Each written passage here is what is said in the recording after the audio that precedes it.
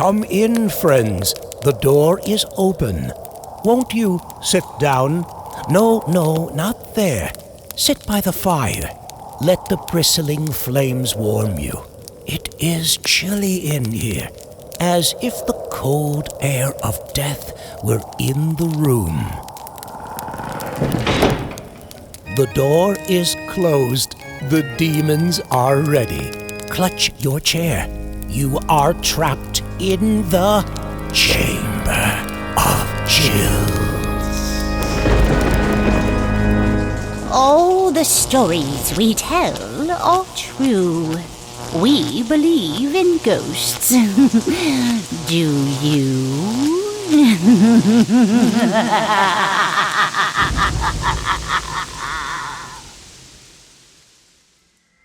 Bad evening. Tonight's story is called Hall of Horror, brought to you by The Bat. The moon was blood red. The occasional clouds that ran across the face of it rippled the redness and made the moon appear to expand and contract. Below, on Earth, a certain house was bathed in lunar light. The large shingle above the doorway groaned back and forth as a slight wind stirred.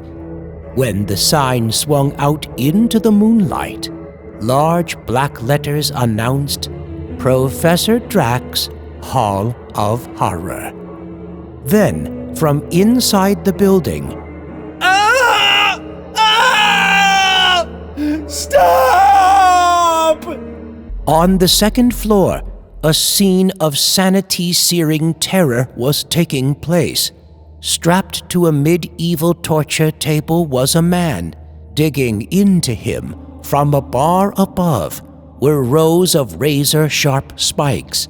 And, standing off to one side, Professor Drack was laughing madly as he molded the expression of the dying man onto a clay bust. Yell, you fool! You fool! Let the lines in your face twist with pain and horror. Yes, when the stupid art critics come to see my latest masterpiece, they will say again, "Why, Professor, you are a master sculptor. How can you get such real expression into your work?" The fools! By now, the man on the table had died. Drack lifted the torn body and dragged it to a trapdoor. When he opened the door, he was met with the savage grunts of crocodiles. "Here, my pretties, feast on another of my models." Too bad he had to die so soon. He was quite good. He rolled the corpse into the pit. As he closed the door, there could be heard cracking noises as if bone were being crushed by tremendous vices. Months had passed. Professor Drack was now acclaimed the greatest sculptor of all time. His works were exact, detailed, and real. No one knew how he did it. Then it happened. Professor Drack's mind began to shatter with thoughts of self-worship. Everyone said he was a genius. Honors were being heaped on him. The world was his. I am the greatest genius ever known. But I have not created my masterpiece. The professor's eyes, now grown wild with madness, swept over the workroom. Yes, I have to create my masterpiece. I have to yet do it laughing at death. Slowly, the man rose from his chair. Carefully, he placed all his instruments and materials alongside a long table. Above this table was raised the same bar of spikes which had murdered the man before. Professor Drack adjusted the mirror which hung beside the bar. Then, he stretched himself on the table. He flicked a switch, hydraulic motors began to lower the spiked bar, a fraction of an inch at a time. The professor began to mold the bust by his side. He would look into the mirror and then add a stroke to the bust. The spikes kept getting closer and closer. Aha! I will mold my laughing expression as I stare death in the face. Then how those fools will marvel. But just before the spikes reach my skin, I will stop the bar. The spikes were very close. Drac was almost finished. He was molding an expression of confidence, laughing at death. Closer and closer came the points of death. Faster and faster worked Drac. Just a little more. Ah, it's done. Now to stop the bar. What? Stop!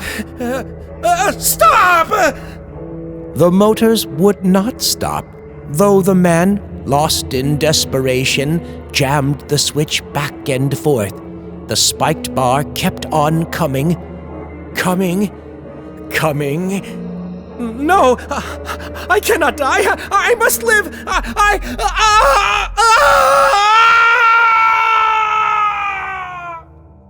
The points began to slowly sink into Drac's flesh.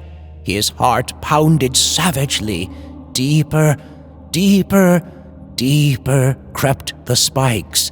The man's arms moved convulsively at his side. Sheer horror had clamped his jaws, and he could no longer scream. The points were touching the wall of Drac's heart. Then, in a last violent sweep on his right arm, Drac accidentally struck the bust. His clawing fingers racked across the face.